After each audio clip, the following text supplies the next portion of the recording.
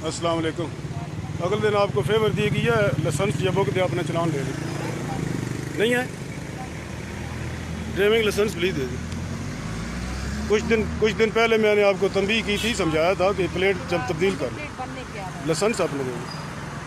आप रोकने पे रुकी भी नहीं है ना। आपने ड्राइविंग लाइसेंस प्लीज दे दी।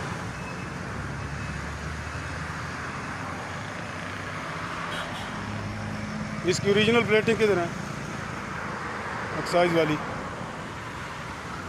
नहीं है तो बुक ही दे दें ना, बुक दे दें एक्साइज वाली। ये लाइसेंस नहीं है तो बुक दे दें। ये जो कॉपी नहीं आपने पहले दी।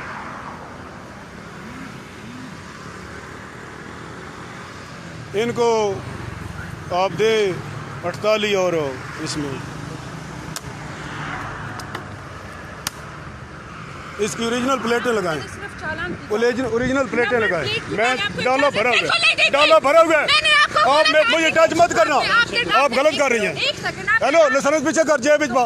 आप करें क्या करेंगे? आप गलत कर रही हैं, आप भागी हैं। एक तो गाड़ी तो मैंने ठीक आ, आप मैडम औरत हैं, इज्जत में रहें। ये गैर कानूनी है, ये गैर कानूनी चीज़ है, ये गैर कानूनी चीज़ है, ये गलत है। नहीं इस तरह नहीं जाने दो, नहीं जाने दो। आप छोड़ना